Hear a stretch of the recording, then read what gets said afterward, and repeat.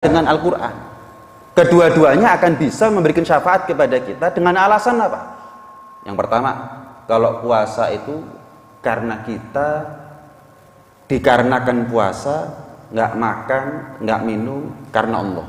Kalau nuruti nafsu ya nggak mau kita ini dibatasi oleh aturan, apalagi apa yang halal kok diharamkan. Makan ini halal, minum ini halal, maaf, hubungan suami istri kapanpun itu ibadah. Kalau nuruti nafsu, nuruti syahwat nggak mau kita dibatasi. Tapi demi Allah, bukti iman kepada Allah adalah kepatuhan. Maka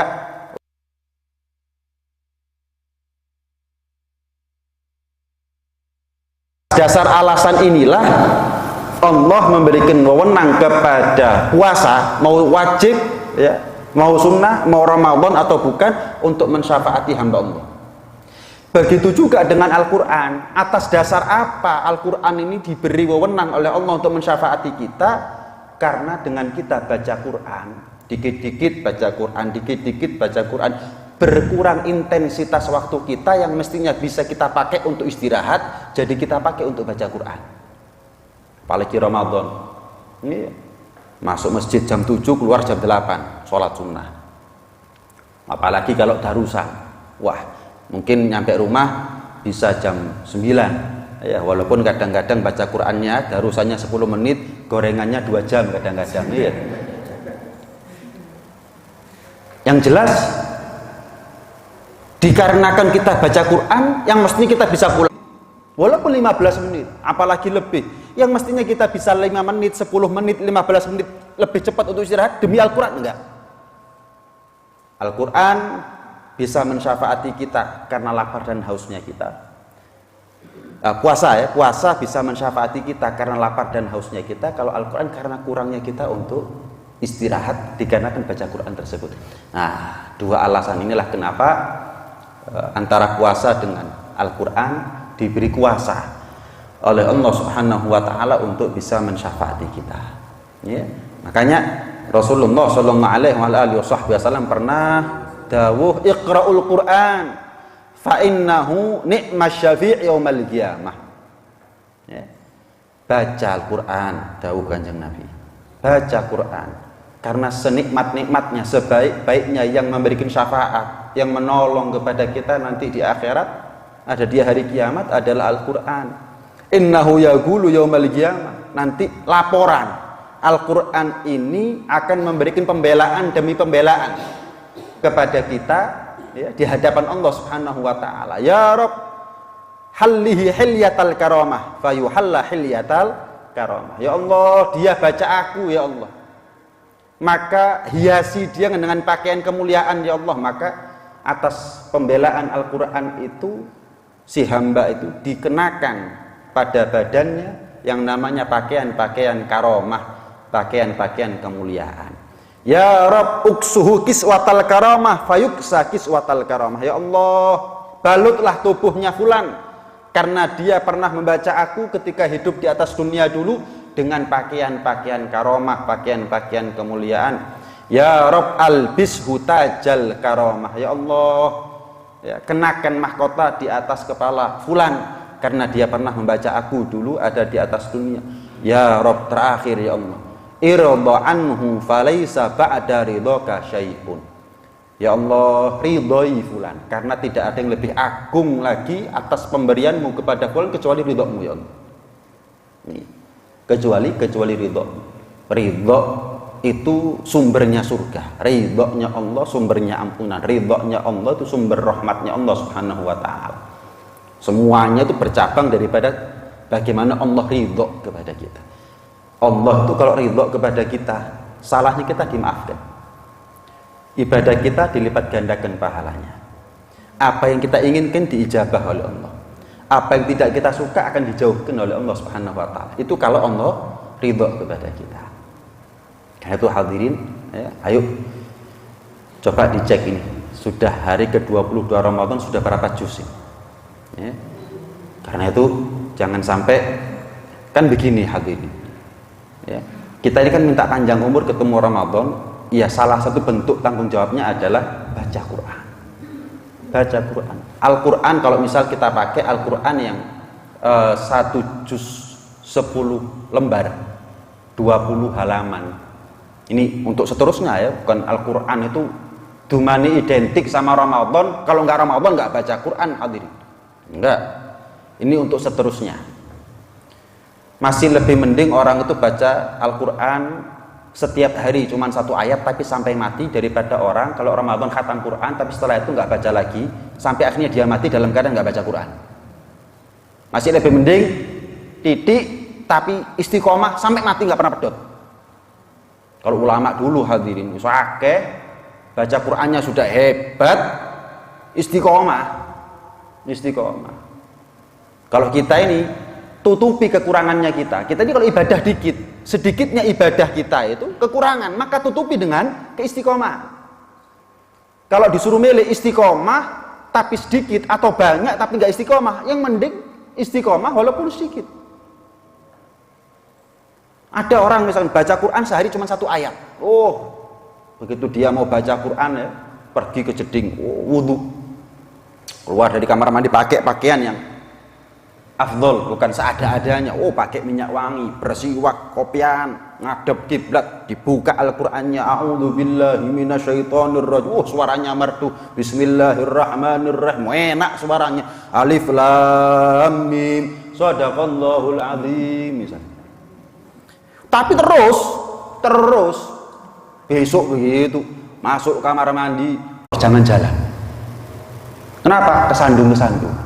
Kalau hati kita kotor, jangan mau tahu urusan orang. Hati kita ini masih kotor. Banyak tahu urusan orang itu, kadang-kadang yang lebih parah, senengnya orang mangkelnya kita, susahnya orang senengnya kita. Jadi kita ini nyari penyakit sebetulnya. Delok status wong iki, aku ya tahu ngono ya gak ngono barang. Jadi ada orang update status habis maleman misalnya, riak ini. Nanti update status kayaknya semalam Lailatul Qadar, kemeru. Gak ono apike belas sing jenenge wong. Tapi setiap hari khatam. Apa yang di-share di grup-grupnya kita kan banyak, hadirin. Grup alumni SD, SMP, SMA, mungkin yang kuliah. Kalau perlu PAUD ada grupnya, hadirin. Belum lagi grup RT, RW, grup majelis, grup, waduh, khatam tapi. Ya Allah, Al-Quran enggak. Makanya sebagaimana kita dikit-dikit HP mereka itu orang-orang soleh, dikit-dikit Quran. Mereka juga heran, kok iso khatam status wong ya apa? Sebagaimana kita heran, kok bisa khatam sehari 2 kali 4 kali, ini gimana ceritanya? Ya Allah. Karena hadirin, ini apa ya, kebiasaan. Iya, kalau dibilang buruk ya belum tentu buruk, cuman yang jelas merugikan. Kenapa? Kita membunuh umur dengan hal-hal yang tidak bermanfaat. Baca Quran. Al-Quran itu kalau yang kita pakai 1 juz 10 lembar, 20 halaman, kan ada 8 lembar, ada 10 lembar. Anggap biar gampang hitung, pakai yang 10 lembar. Setiap sholat 2 lembar, alias 4 halaman, berarti satu hari satu juz. Berarti sebulan khatam, setahun 12 kali. Nggak sanggup Beb, ya sudah separuhnya kalau gitu. Setiap hari 1 lembar 2 halaman, berarti 2 hari sekali 1 juz, 2 bulan sekali khatam Quran, setahun 6 kali khatam Quran. Paham ya? Nggak sanggup Beb, nggak sanggup, oke. Kalau setiap sholat kita nggak sanggup sehari, ya, setiap sholat 1 lembar nggak sanggup, setiap sholat baca 1 halaman tok, 1 halaman aja, 1 halaman ya. Walaupun kadang-kadang 1 halaman itu nggak sampai 10 ayat, hadirin, secara umum ya, kecuali ayat-ayat apa, surat-surat terakhir ya. Secara umum 1 halaman itu nggak sampai 10 ayat. Sementara Rasulullah SAW pernah dawuh, man gama bi 10 ayatin minal Quran lam yuktab minal ghafilin. Barang siapa yang baca Quran 10 ayat, Allah enggak catat dia sebagai orang-orang yang lalai. Artinya apa? Berarti kalau kita kurang dari 10 ayat, ya berarti kita masih tergolong orang yang lalai. Mek gak nemen ngono tok lho. Iya. Misal kita baca 1 halaman, Walau mbuh itu sampai 10 ayat atau enggak 10 ayat, 1 halaman. Berarti 4 bulan sekali kita khatam Quran. Setahun 3 kali kita khatam Quran. Wes. Enggak mampu ya sudah tadi itu hadirin. Setiap hari 1 ayat, 1 ayat, 1 ayat, 1 ayat. Tapi ojo pedot kecuali sampai pedotnya nyawa. Salah wis mek sak ayat pedot pisan hadirin. Iya. Jadi ya diperbaiki dong hubungan kita dengan Al-Quran ini harus diperbaiki, harus diharmoniskan biar antara kita dengan Al-Quran ini ibarat suami istri yang setia hadirin sampai kiamat saling belani. Di dunia kita belani baca Quran, di akhirat akan Al-Quran itu akan belani kita di hadapan Allah subhanahu wa ta'ala. Naam. Majtama'a qaumun fi baitin min buyutillah. Tidak berkumpul sekelompok manusia di rumah Allah subhanahu wa ta'ala. Yatluna kitaballah wa yatadarasunahu bainahum. Apa motif mereka, tendensi mereka kumpul di rumahnya Allah? Baca Al-Quran dan saling deres, semak-semakan, semak-semakan. Karena itu saya pesan ya, jangan rokokan ketika di masjid, hati-hati.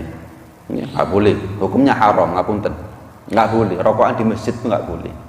Oh cuman serambinya tok beb, nggak boleh. Ya. Kalau jenengan ngotot sama malaikat ya, jangan sama saya. Saya mau tanya, kalau jenengan diundang presiden masuk ruang istana, kan ruang istana itu kan ada halamannya, ya, ada halamannya. Oh presiden masih 1 jam lagi, jenengan berani nggak keluar dari istana ke halamannya terus ngumut rokok? Hah? Oh berarti serambi istana itu lebih mulia daripada serambi masjid berarti ya? Berarti presiden raja itu lebih mulia daripada Allah berarti ya? Sampai segitunya kita nggak berani beb. Loh, lah kok kita berani? Nih yang pertama yang perlu kita koreksi. Yang kedua, kalau bawa anak kecil ke masjid itu di pangku hadirin. Contoh di pangku. Orang enggak, kadang-kadang masjid dipadakno mbek playgroup, taman bermain. Saya bawa anak misalkan, kelihatan ada temannya anak saya, "Ku lho kancamu dolen rono." Lah, masjid kok dolen? Masjid ini bukan lu kan enggak ngotori, Beb. Iya, enggak ngotori. Tapi kalau anak ketemu anak, guyon itu mengurangi marwah dan martabatnya masjid. Sama gambarannya. Kalau jenengan bawa anak ke ruang istana presiden, saya yakin nggak mungkin jenengan cul iki, sok pecah kabeh keramik apa segala macam guci-guci yang ada pajangan-pajangan di. Sama lah kalau kan begitu seharusnya hadirin. Bukan terus dibawa tapi dicul, ini namanya nggak tanggung jawab. Emangnya semudah itu didik anak untuk terbiasa dengan masjid? Enggak. Dibawa tapi diajari untuk menghormati ya, kewibawaan dan kemuliaan kehormatan masjid. Bukan hanya masalah kesuciannya, kebersihannya, tapi marwahnya, martabatnya, kehormatannya, kemuliaannya. Nah, kadang-kadang begini hadirin, saya diundang ceramah misalkan satu masjid, ya. Diundang ceramah, oh takmirnya pesennya banyak, Bib nanti bahas ini, Bib nanti nyinggung ini, Bib. Oh iya siap, wis ancang-ancang, terus paling ceramah normal setengah jam misalkan ya, normal ceramah setengah jam, geledek. Saya ceramah arek cilik di nguarep kemeriek, gak garu-garuan.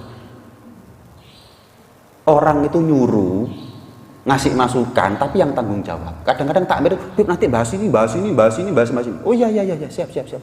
Itu kan masukan buat saya karena yang paling tahu apa yang diperlukan oleh warga dan jamaah itu apa. Itu paling masukan yang bagus. Cuma dikondisikan kita ini ngomong yang enak gitu loh. Jangan marek cilik, kan sering gitu. Anak kecil di kelompok di siji ngarep sing ceramah. Akhirnya mulai pedot pita suaranya yang ceramahnya. Kenapa? Yang nggak bisa hadirin, nggak bisa. Orang tuanya, kadang-kadang arek nang masjid wong tuane sing nang masjid malah. Di pangku, jangan dikelompokno. Kalaupun terpaksa dikumpulkan, jangan di depan, tapi di belakang. Itu pun panitia harus ada yang ngontrol. Rame didik, terus. Bukan dilarang masjid dari anak-anak, enggak. Gini loh, jangan salah memahami bukan pepatah, nasihat para ulama, kalau ada masjid nggak ada suara riuhnya anak, berarti itu masjid 10-20 tahun lagi akan menjadi masjid yang sepi, akan menjadi apa namanya ya, kegiatan ibadah akan punah. Kalau misal Masjid Ar-Rahman, ya, apapun kegiatannya nggak ada anak kecilnya, maka jangan salahkan kalau 20 tahun lagi masjid ini akan habis, nggak ada kegiatannya, nggak ada, masih sholat 5 waktu nggak ada. Kenapa? Karena anak kecil nggak pernah ke masjid. Berarti kalau remaja tambah nggak pernah ke masjid. Ketika banyak kesibukan, banyak tugas, tambah nggak pernah ke masjid. Berkeluarga, tambah nggak pernah ke masjid sudah. Banyak urusan. Jangan salah memahami berarti ini nggak apa-apa rame di masjid arah-arah ini. Enggak. Namanya anak itu normal, rame dimanapun itu normal. Cuman jangan dikondisikan. Harus tetap diatur. Harus tegas. Nah ini masjid. Terus terang kalau saya ngajak anak ke masjid, kadang-kadang lihat temennya tuh kepingin ke situ, saya larang hadirin, nggak boleh. Ini masjid. Ya kalau ketemu di sekolah main, ada waktunya. Ketemu di tempat ngaji, main, ada waktunya. Ini masjid. 2 jam ya 2 jam duduk. Itu didik hadirin. Ini ya. Jadi jangan rokokan di masjid, jangan mengkondisikan ya. Menormalisasikan anak rame sudah masjid rapopo, enggak, keliru. Siapa yang bilang normal anak rame di masjid? Ya betul normal, tapi kalau di los ini nggak boleh hadirin, ini nggak boleh. Mengakhiri pelorot-pelorotan sarung, mengakhiri balang-balangan kopiah, mengakhiri antem-anteman, nangis, buyar acara buyar akhirnya. Ini kan sering itu hadirin. Saya kadang-kadang apa perlunya orang disuruh ceramah di depan anak-anak? Nggak denger apa-apa, yang apa tujuannya itu apa gitu akhirnya. Itulah kadang-kadang orang ngadakan acara cuma formalitas saja, jepret, wis, mari wis, jadi kalender, mari, nggak lebih daripada itu. Tapi esensi daripada apa yang diacarakan ada. Kenapa? Terganggu. Nah, maka barang siapa yang kumpul di rumah Allah, baca Quran saling deres satu sama lain, illa nazalat alaihimus sakinah, turun kepada mereka yang namanya ketenangan. Wa haffathumul malaikah, mereka akan diliputi oleh sayap-sayap para malaikat. Apalagi kalau khataman itu hadirin tidak kurang dari 60.000 malaikat hadir ketika khatam Quran. Wa ghasyiyatuhumur rahmah, mereka akan dinaungi penuh akan rahmatnya Allah Subhanahu wa taala. Wa dzakarahumullah fi man indah, dan namanya dia akan disebut-sebut oleh Allah Subhanahu wa taala di hadapan para malaikat muqarrabin. Bayangkan kalau nama kita disebut-sebut oleh presiden, ini kan wah, bangga kita. Ada raja nyebut-nyebut nama kita di hadapan perdana menteri, wah, bangga kita. Ini Allah perlu-perlunya nyebut kita di hadapan para malaikat. Apa sebab? Sebab dia atau mereka adalah orang sering baca kalam Allah Subhanahu wa taala, saling deres satu sama lain ya, saling deres satu sama lain ada di masjid ya. Dan satu lagi hadirin, ada pertanyaan begini, Beb, sebetulnya kalau darusan itu paling enak pakai mic luar apa nggak usah sih? Gini hadirin, Al-Quran itu syiar Allah, kan gitu ya, jelas sih. Al-Quran itu syiar Allah, syiar Islam.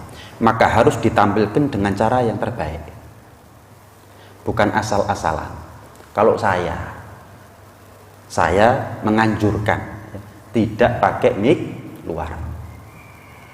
Secara umum yang baca ini kan mungkin lancar tapi suara pas-pasan, atau mungkin suara sudah pas-pasan baca nggak lancar, tetap difasilitasi, bukan terus oh ini khusus yang suaranya enak, misalkan ini khusus yang suara enggak, mau nggak enak tetap baca, mau yang baru belajar baca silahkan pakai mic nggak apa-apa, tapi jangan pakai mic luar. Kenapa? Tampilannya itu nggak terhormat. Syiarnya ini loh, Al-Quran ini kan disiarkan dengan yang maksimal. Kalau memang niat syiar tenanan yang tenanan ya, kayak MTQ itu sudah syiar Islam, orang kafir dengarkan merdu hadirin, merdu. Sama seperti azan itu kan, azan pakai mic luar pasti, mana ada azan pakai mic dalam, pakai mic luar, otomatis suara yang lantang, bukan merdu itu kayak dangdutan begitu kan, artinya yang lantang, yang nggak fales lah pokoknya, suara yang lantang, yang orang kalau mau mengeluarkan suara itu nggak mikir. Kalau saya disuruh azan ya mikir, keting metok Ngeden itu tak mikir hadirin. Moro fales buyar iki ceritanya.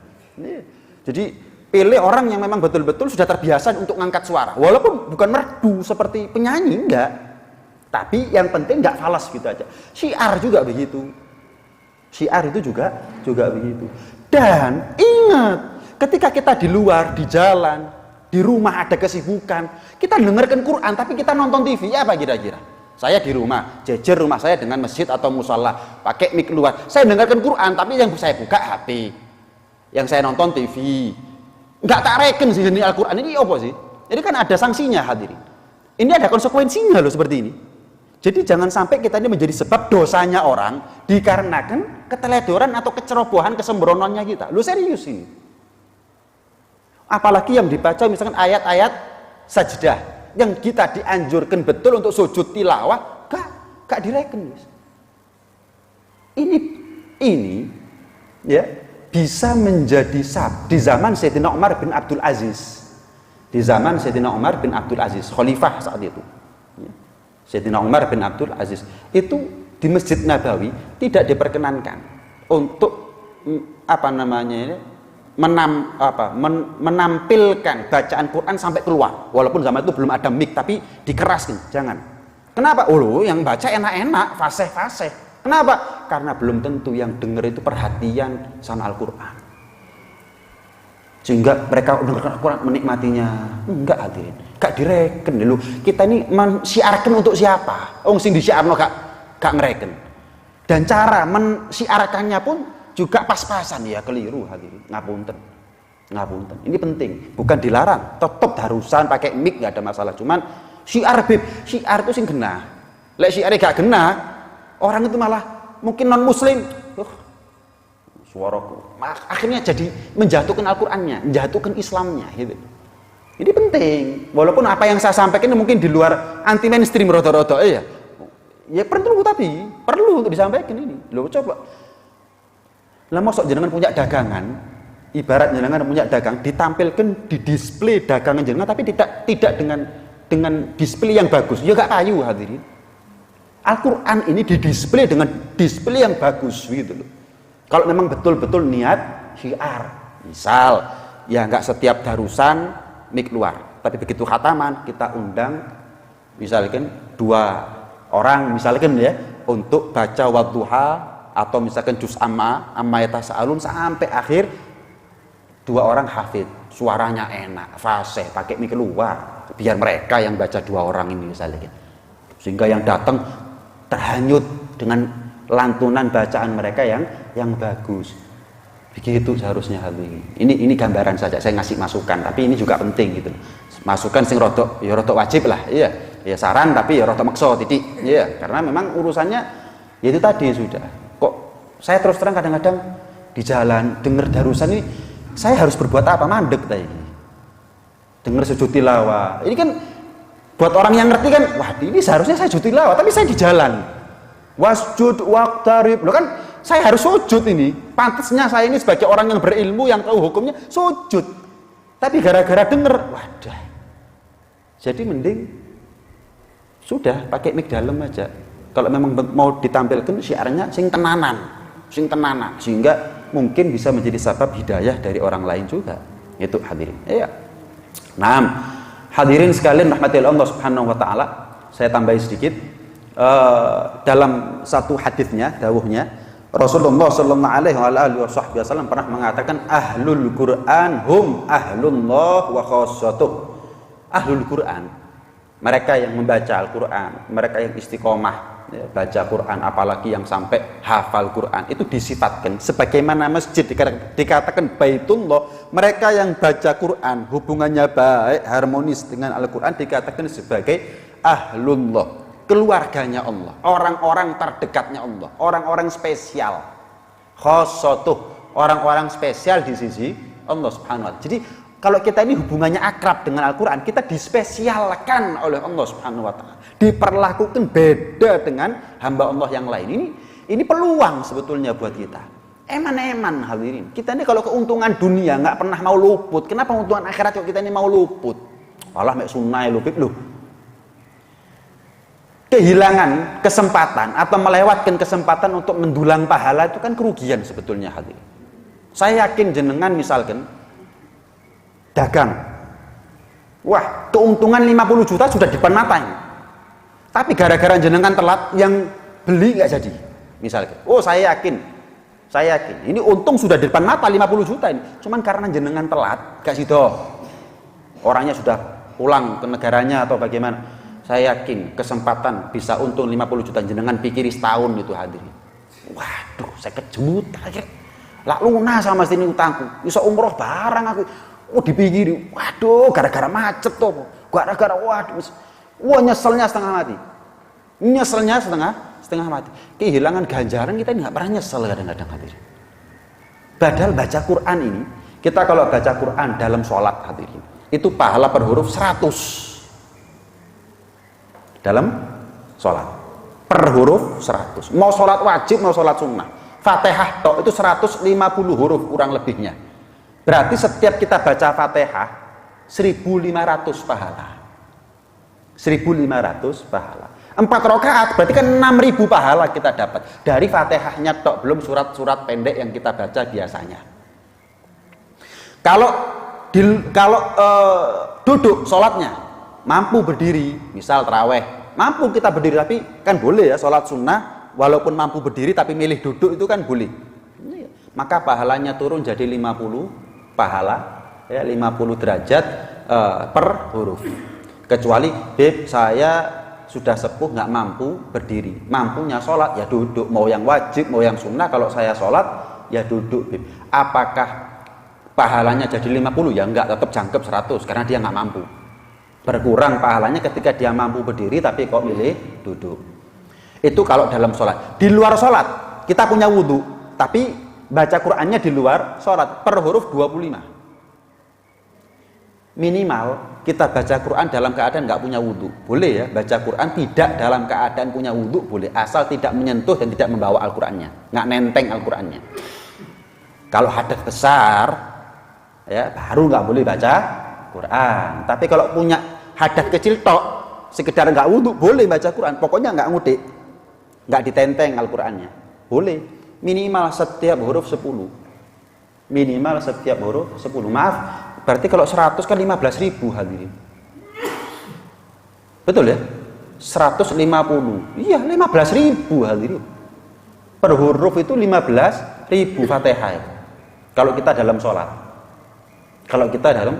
Kalau per huruf 10 berarti kan 1500 kita dapat. Ini kan ya apa ya, kita ini semakin banyak huruf yang kita baca daripada Al-Quran, sama seperti noto boto. Untuk apa? Nanti di surga semakin tinggi. Ibarat kita ini kalau baca Fatihah tok dalam sholat 4 rakaat itu berarti kita noto boto 60.000 boto hati. Untuk apa? Jadi penyelamat kita dari neraka, membuat kita masuk ke dalam surga dan mencapai derajat setinggi-tingginya dalam surga. Apa sih susahnya baca Quran ini? Yang susah baca Quran ini karena kita tidak pernah mengalokasikan waktu. Ngenteni nganggur, gak bakal nganggur. Nganggur wis kesel. Keliru. Sama seperti sholat. Lek ngenteni, kok Bib, kalau saya mood saya sholat, gak bakal sholat. Nanti Bib kalau saya kan kita ini sholat on time hadirin. Kudu sholat. Jadikan hal yang sama, pola pikir dan mindset yang sama untuk kudu maca Quran. Aku kudu maca Quran. Jadi alokasikan waktu walaupun 5 menit, walaupun 10 menit. Khalid ibn Walid itu dikatakan syaghalanil jihad anil Quran, mengutarakan uzur kepada Allah. Ya Allah, maaf ya Allah, aku ini karena sering jihad kurang baca Quran. Quran. Lah kita nanti di hadapan Allah kurang baca Quran, alasannya kita apa hadirin? Lah kalau Khalid bin Walid karena jihad ya dimaklumi. Lah kalau kita gara-gara apa? Mau pengadilannya Allah, kita ini mau bela diri kita dengan apa gitu loh. Kalau Khalid bin Walid, Khalid kenapa kamu jarang baca Quran? Jihad tuh Gusti. Oh ya wis. Dia meninggalkan ibadah karena ibadah. Lah kalau kita meninggalkan ibadah karena apa? Ini yang menjadi apa namanya ini ya? Bentuk satu ya muhasabah lah buat kita. Ya. Jangan jadikan baca Quran cuma sekedar momentum hadirin, tapi betul-betul menjadi kebiasaan hidup. Jangan jadikan baca Quran itu sekedar momentum. Oh Ramadan moco, gak Ramadan mari. Kadang-kadang gak Ramadan tetap gak diwoco. Jangan jadikan yang namanya baca Quran itu sebagai kebutuhan hadirin, sebagai kebiasaan hidup. Nah itu hadirin sekalian rahmati oleh Allah Subhanahu wa taala. Mudah-mudahan kita termasuk di antara mereka yang diberikan taufik, diberikan hidayah oleh Allah Subhanahu wa taala, sehingga hubungan kita dengan Al-Qur'an semakin hari semakin baik, semakin akrab dan semakin harmonis. Amin ya rabbal alamin. Ada pertanyaan. Yang pertama, seseorang atau keluarga yang biasa mudik sebelum Idul Fitri, yang afdol atau yang paling baik menunaikan zakat fitrahnya sebelum mudik atau nanti di malam Id saja. Jadi begini, di mana kita berada di malam hari raya, ketika kita takbiran itu, kita di mana? Ya di situ kita ini wajibnya menunaikan zakat fitrah. Misal sekedar contoh, hari ini jenengan nitipkan zakat ke panitia Masjid Ar-Rahman. Tapi jenengan nanti malam takbiran di kampung halaman, mudik. Menurut pendapat yang muktamad, zakatnya jenengan nggak sah. Yang di Malang. Oh saya pulang ke Banyumas, Bib. Ya berarti jenengan di Banyumas harus mengeluarkan zakat lagi. Jenengan sak keluarganya, kalau keluarganya semuanya mudik, 5 anak, 2 orang tua, berarti 7 kepala. Beli malah ya. Ini kalau kita ikut pendapat yang muktamad. Selama ini gitu ya Bib saya Bib. Gimana Bib? Ada pendapat lemah. Pendapatnya Al-Imam Ibn Ujail mengatakan naklu zakah itu boleh. Memindah zakat itu boleh. Orangnya di mana, zakatnya di mana. Ada pendapat tapi pendapat lemah. Dhaif. Ibn Ujail. Ini solusi untuk kemarin, bukan solusi untuk ke depan. Jelas ya? Untuk ke depan tetap ikut pendapat yang kuat. Tetap ikut pendapat yang kuat. Tidak kita tunaikan itu zakat kecuali kita malam takbiran di mana? Jelas ya? Loh Bib, saya malam takbiran masih di jalan Bib, misalnya gitu. Ya kan besoknya kan sholat Id jenengan.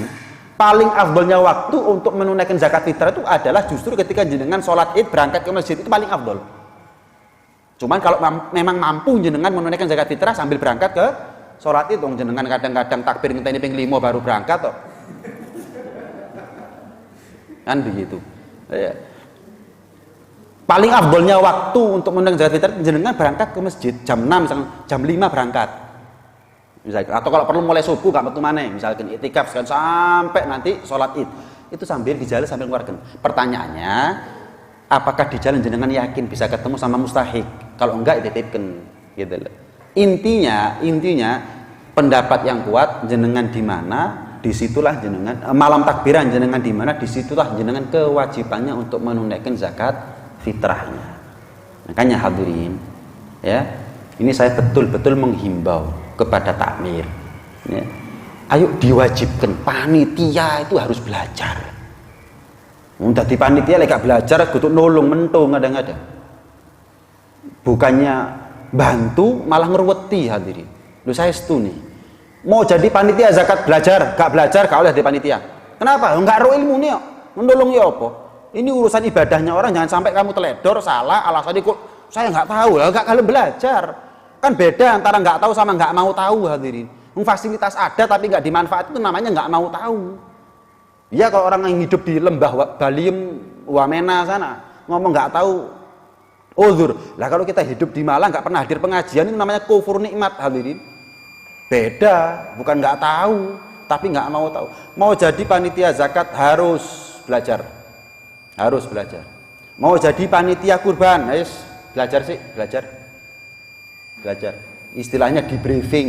Biar apa? Mereka itu bertindak, menentukan satu keputusan itu dengan ilmunya, dengan pondasi, asas dan pakem yang kuat. Itu penting. Itu penting. Seringkali yang menyampaikan kebenaran dalam urusan kepanitiaan, zakat, kurban malah jadi musuh hati. Kenapa? Si ngaji didik, si nggak ngaji akeh, jadi musuh malahan kadang. Misal saya ngomong, jenengan ini panitia zakat, sukarelawan bukan amil. Amil itu yang mendapatkan mandat langsung dari pemerintah, dari Basnas. Kalau jenengan sukarelawan, nggak berhak. Memang iya, nggak berhak dapat beras. Oh, iso kak disopo barang aku hadirin loh, orang ajar ini. Yang biasa nih. Oh iya, serius hadirin. Belajar kak gelem urusan beras disian kadang-kadang. Ya opo wong-wong. Kadang-kadang bagi beras ini hadirin, kalau saya nih ya, jenengan yakin dah nitipkan zakat ke panitia tapi gak belajar, yakin dah.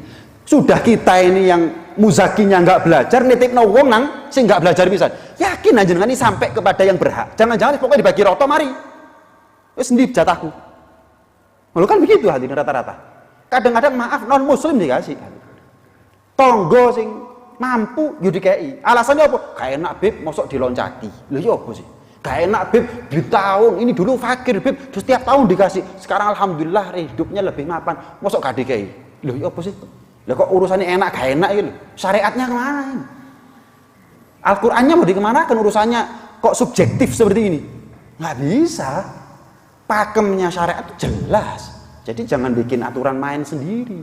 Ketika dikasih tahu, saya yang jadi musuh hadirin. Kenapa? Sing nggak belajar, luwih akeh timbang sing belajar. Jadi ketika menyampaikan kebenaran yang belajar ini musuh. Ini tantangan. Kita ini hidup di zaman di mana orang yang salah gak izin, sing salah, sing bener sing izin. Inilah masalah. Sing salah gak izin. Ngomotot keluar dewi. Kita nyampaikan Al-Qur'an, hadisnya Nabi gak mempan hadirin.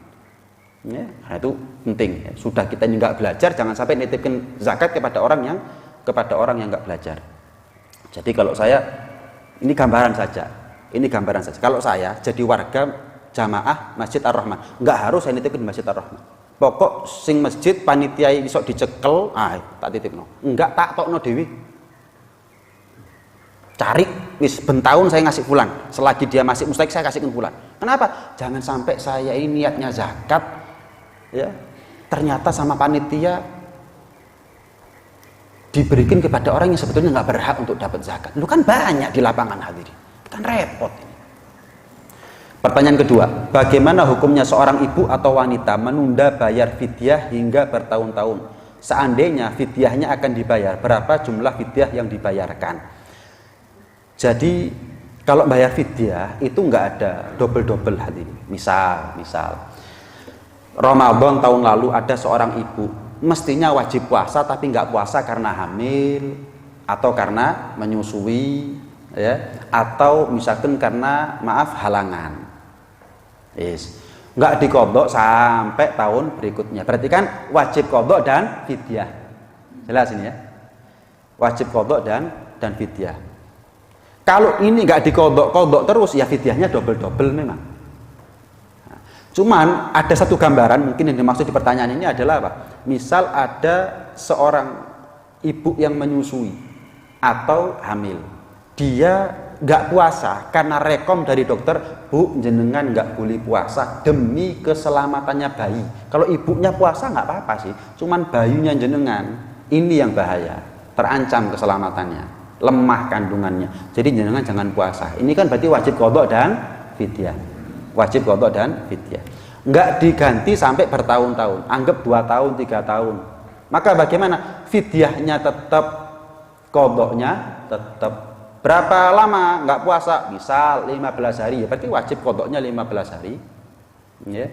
Kemudian fidyah misalkan diqadhai sebelum Ramadan tahun berikutnya sudah diqadhai 15 hari. Mek fidyahnya durung. Jelas ya? Tahun 2020 ada seorang ibu nggak puasa karena demi keselamatan bayinya. Oh, berarti perempuan seperti ini wajib qadha dan fidyah. 15 hari dia nggak puasa. Di luar Ramadan diqadhai, fidyahnya belum. Bertahun-tahun gimana? Tetap fidyahnya 1 hari 7,5 ons dikalikan 15 hari. Anggap 1 kilo misalkan, biar enteng ngitungnya. Berarti 15 kilo. Nggak dikodok 10 tahun, tetap utangnya dia 15 kilo. Ini yang saya maksud, nggak fidyah itu walaupun ditunda-tunda nggak menjadi berkali-kali lipat. Kodok kalau ditunda-tunda itu yang menjadi berkali-kali lipat. Begitu. Ada yang lain mungkin di luar topik juga nggak ada masalah. Ya.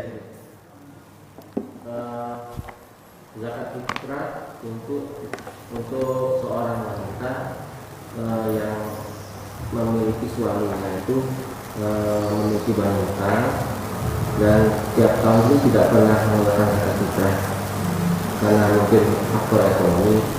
Nah, akan tetapi sang suami ini saya nggak sholat, nggak puasa Islam seperti itu. Ya. Jadi kalau dia tidak, kan begini, seorang suami itu apakah muzaki? Ya, ini butuh pembahasan memang lebih dalam sebetulnya. Ya. Kita ini secara individual, apakah saya ini wajib zakat? Kan ada syarat-syaratnya itu. Kan ada syarat-syaratnya. Nah, ketika misalkan seorang suami tidak dikategorikan sebagai muzaki, dia nggak terkena kewajiban zakat. Lah istrinya bagaimana? Oh beb, saya ini nggak wajib zakat. Beb, loh kenapa? Bang saya ini susah hidupnya. Terlepas dia nggak sholat, nggak puasa kan urusan lain itu nggak ngefek sama urusan kewajiban zakat. Jadi sholat nggak sholat ya wajib zakat sebetulnya. Kalau memang dia terkena kewajiban zakat. Sholat nggak sholat, kalau dia tidak terkena kewajiban zakat ya tidak terkena kewajiban zakat. Nah, beb saya ini nggak wajib zakat. Loh kok bisa? Iya karena saya ini banyak utang beb, saya hidupnya susah ini dan itu. Oh jenengan fakir. Iya beb saya ini fakir, saya nggak wajib zakat. Lah pertanyaannya istrinya atau anaknya yang sudah balik, apakah mereka wajib mengeluarkan zakat fitrahnya sendiri? Untuk istri tidak wajib, tapi sunnah. Beb suami saya nggak wajib zakat, ya karena faktor ekonomi. Tapi saya mampu beb mengeluarkan zakat fitrah sendiri, keluarkan sunnah, tapi nggak wajib. Begitu juga dengan anak yang belum balik, nggak wajib.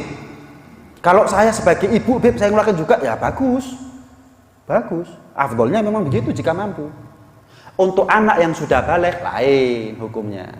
Kok anak yang sudah balik kerja dapat penghasilan, beb ayah saya ini nggak wajib zakat karena faktor ekonomi. Apakah saya menjadi gugur kewajiban zakat? Oh mboten. Tetap jenengan kalau mampu wajib zakat karena jenengan sudah balik, mampu bekerja baik secara fisik maupun mental.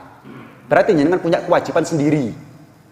Terlepas daripada kewajibannya orang tua. Orang tua nggak wajib zakat, jenengan tetap wajib zakat kalau memang mampu. Gitu. Kalau jenengan nggak mampu secara individual ya berarti jenengan nggak wajib zakat juga. Tapi kalau anak yang belum balik, istri itu kan nafkahnya ditanggung suami. Lah kok suaminya nggak mampu, ojo mana bayar zakat, nafkah aja mungkin utang-utang. Gimana? Ya istri sunnah untuk menzakati dirinya sendiri. Sunnah. Anak yang belum balik, ya namanya anak belum balik, mosok dikatakan wajib mengeluarkan zakat sendiri kan nggak mungkin. Ya sudah, nggak wajib, gugur. Nah, cuman pertanyaan berikutnya, apakah si istri ini boleh menunaikan zakatnya dia sendiri? Boleh, bahkan dihukumi sunnah jika dia mampu. Nggak perlu utang-utang untuk mengeluarkan zakat fitrah, ya sudah. Kalau memang nggak mampu ya sudah. Tapi kalau mampu, ya keluarkan sendiri itu lebih afdal. Begitu. Kalau saya memberikan zakat fitrah saya kepada suami tersebut yang tadi yang disunahkan berpuasa, yeah. Juga akan mengeluarkan zakat kalau memang suaminya tidak mampu atau tidak. Saya mengeluarkan zakat fitrah itu dia boleh diberikan kepada wanita kan begini, kalau wanita itu tergolong dari 8 golongan ya boleh, tapi kalau tidak enggak. Tapi kalau suaminya kan termasuk golongan 8 golongan, ya berikan kepada suaminya. Kalau jadi jenengan ngasihkan zakat fitrah itu kepada orang-orang ini mustahik apa bukan? Mau laki, perempuan, suaminya orang, istrinya orang, pokoknya dia mustahik apa bukan? Kalau enggak boleh. Tapi kalau suaminya kan jelas tadi hukumnya, statusnya mustahik, dia punya banyak utang dan lain sebagainya, kasihkan suaminya. Kasihkan suaminya. Kalau jenengan kasihkan istrinya, ya kalau istrinya mustahik boleh, kalau enggak gitu loh. Kembali ke situ lagi. Sama, jenengan ngasihkan ke suaminya pun kalau dia mustahik ya boleh, kalau enggak ya enggak boleh gitu loh. Bisa dipahami ya.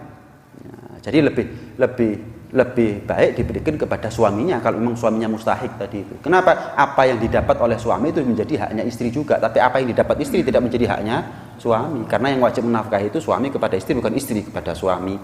Itu. Lebih afdal dikasihkan suaminya. Kenapa? Apa yang di tangannya suami itu juga haknya istri dan anaknya gitu.